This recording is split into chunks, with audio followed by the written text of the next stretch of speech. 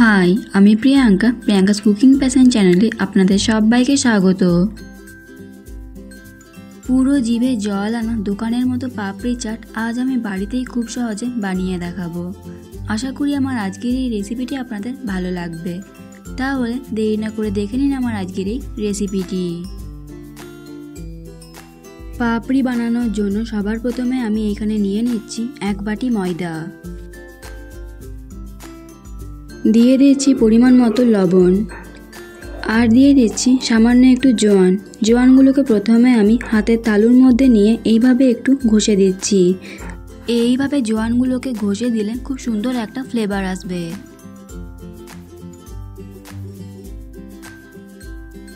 আর দিয়ে দিচ্ছি 2 চামচ সাদা তেল।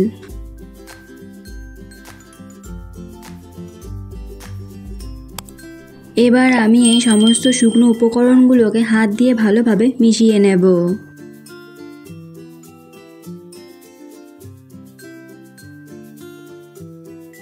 এই শুকনো উপকরণগুলো যত ভালোভাবে মেশানো হবে, পাপড়িগুলোও ঠিক ততটাই মুচমুচে হবে। প্রায় 5-6 মিনিট ধরে আমি সব উপকরণগুলো ভালোভাবে মিশিয়ে নিলাম। এবার আমি অল্প মিশ্রণ নিয়ে এইভাবে মুঠো করে দেখে নেব। যদি মুঠো হয় তাহলে বুঝে নেব সব উপকরণগুলো ভালোভাবে মেশানো হয়ে গেছে। আপনাদের যদি এরকম মুঠো না হয় তাহলে আপনারা আরও 2 চামচ তেল দিয়ে সব কিছু ভালোভাবে মিশিয়ে নেবেন, তাহলেই দেখবেন মুঠো করলে খুব সুন্দর মুঠো হয়ে যাবে। এবার আমি অল্প অল্প জল দিয়ে একটা ডো তৈরি করে নেব। আপনি যদি আমার চ্যানেলে নতুন হয়ে থাকেন তাহলে ভিডিওটি দেখতে দেখতে আমার চ্যানেলটি সাবস্ক্রাইব করুন এবং পাশে থাকা বেল আইকনটি অন করে দিন আর নতুন নতুন ভিডিওর আপডেট পাওয়ার জন্য। ডোটাকে আমি তৈরি করে নিয়েছি। এবার আমি ডোটাকে 30 মিনিটের জন্য রেস্টে রেখে দেব। 30 মিনিট পর ফিরে এলাম। আবার আমি ডোটাকে একটু মেখে নেব।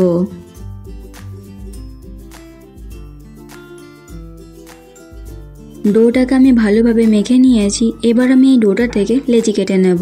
ডোটা থেকে আমি লেচি কেটে নিয়েছি। এবার আমি একটা বেলুন চাকি নিয়েছি। বেলুন চাকির মধ্যে একটা লেচি নিয়ে নিয়েছি। এবার আমি এটাকে বেলে নেব, কোনো রকম তেল বা ময়দা না দিয়েই। এই লেচিটাকে আমি রুটির থেকেও পাতলা করে বেলে নেব। এখানে আমি রুটিটাকে বেলে নিয়েছি। আমি আপনাদেরকে দেখিয়ে দিচ্ছি রুটির থিকনেসটা। ঠিক এরকমই রুটিটাকে বেলে নিতে হবে। এবার আমি এরকম একটা ঢাকনা নিয়েছি। এরকম ঢাকনা প্রায় সবার বাড়িতেই থাকে। এবার আমি এই ঢাকনাটা রুটির উপরে এইভাবে দিয়ে পাপড়িগুলোকে তৈরি করে নেব। এইভাবে পাপড়িগুলোকে তৈরি করলে প্রত্যেকটা পাপড়ি সমান মাপের হবে আর পাপড়িগুলো খুব সহজেই তৈরিও হয়ে যাবে। প্রত্যেকটা পাপড়ি আমি তৈরি করে নিয়েছি। এবার আমি এই রুটির বাড়তি অংশটাকে তুলে নিচ্ছি।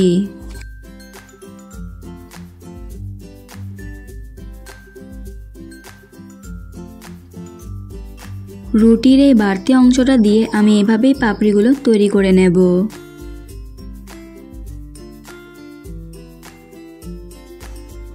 এবার আমি একটা কাঁটা চামচ নিয়েছি। কাঁটা চামচ দিয়ে এইভাবে আমি পাপড়িগুলোর ওপরে ছিদ্র করে দেবো। এইভাবে যদি পাপড়িগুলোর ওপরে ছিদ্র করে দেওয়া হয় তাহলে পাপড়িগুলো লুচির মতো ফুলবে না। সবগুলো পাপড়ির মধ্যেই আমি এইভাবে ছিদ্র করে দেব।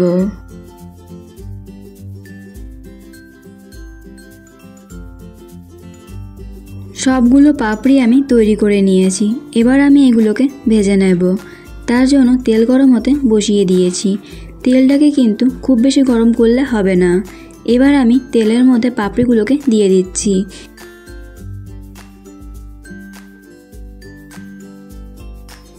এই পাপড়িগুলোকে ভেজে নিতে হবে গ্যাসের ফ্লেমটাকে লো টু মিডিয়ামে রেখে, তবেই কিন্তু পাপড়িগুলো মুচমুচে হবে। এখন আমি পাপড়িগুলোকে নাড়ব না। পাপড়িগুলো যখন তেলের মধ্যে ভেসে উঠবে তখন আমি পাপড়িগুলোকে নেড়ে দেব।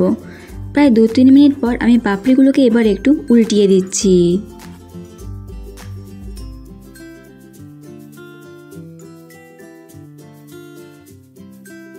গ্যাসের ফ্লেমটাকে মিডিয়াম টু লোতে রেখে পাপড়িগুলোকে উল্টে পাল্টে মুচমুচে করে ভেজে নিতে হবে।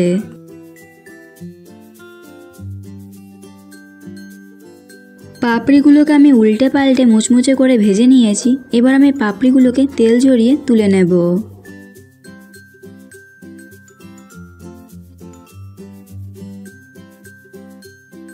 আমি এইভাবেই সবগুলো পাপড়ি তৈরি করে নেব।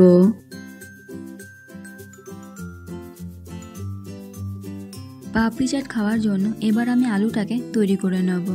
তার জন্য আমি এখানে একটা সেদ্ধ আলুকে ছোট ছোট টুকরো করে কেটে নিয়েছি। দিয়ে দিচ্ছি পেঁয়াজ কুচি।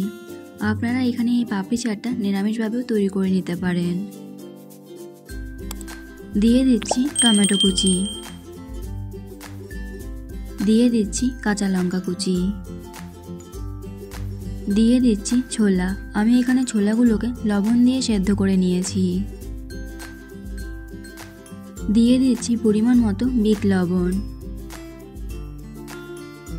দুটো পাপড়িকে আমি গুঁড়ো করে নিয়েছি, সেই পাপড়ি গুঁড়োটাই আমি এখানে দিয়ে দিলাম। দিয়ে দিচ্ছি 2 চামচ তেঁতুলের চাটনি। আমি এই তেঁতুলের চাটনিটাকে বাড়িতে তৈরি করেছি।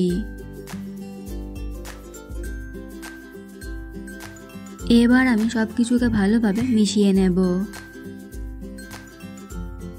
পুরো চটপটি স্বাদের আলু মাখাটাকে আমি তৈরি করে নিলাম।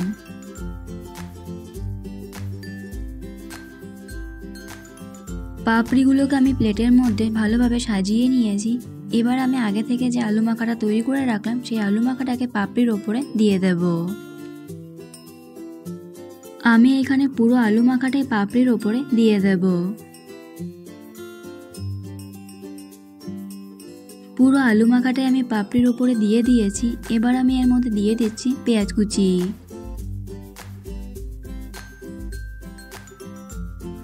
দিয়ে দিচ্ছি 2 চামচ টমেটো সস। এই টমেটো সসটাকেও কিন্তু আমি বাড়িতেই তৈরি করেছি। টমেটো সসটাকে আমি এইভাবে চারিপাশে ছড়িয়ে দিচ্ছি।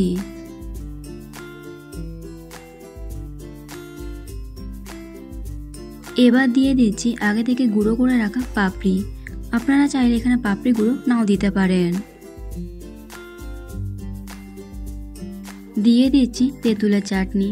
তেঁতুলের চাটনিটাকেও আমি চারিপাশে ছড়িয়ে দেব। দিয়ে দিচ্ছি সামান্য একটু ভাজা মশলা। এই ভাজা মশলার মধ্যে আছে একটা শুকনো লঙ্কা, সামান্য একটু জিরে, সামান্য একটু ধনে আর সামান্য একটু মৌরি।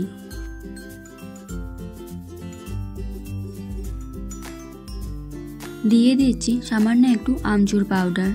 আমি এখানে আমচুর পাউডারটাকেও চারিপাশে ভালোভাবে ছড়িয়ে দিচ্ছি।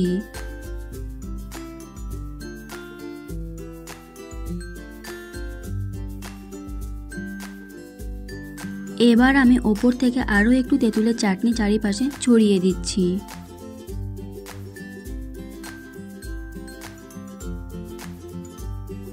আপনারা এখানে দই, ধনেপাতা কুচিও দিতে পারেন।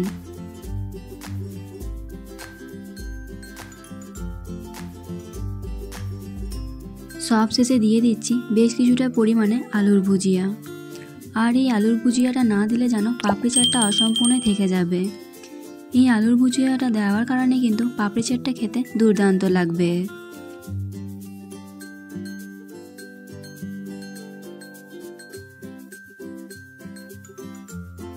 একদম সহজ পদ্ধতিতে দোকানের মতো পাপড়ি চাট বাড়িতেই খুব সহজে বানিয়ে নিলাম। এই রেসিপিটি আপনাদের কেমন লাগলো অবশ্যই কমেন্ট করে জানাবেন। ভালো লেগে থাকলে লাইক এবং শেয়ার করবেন। আজ এই পর্যন্তই।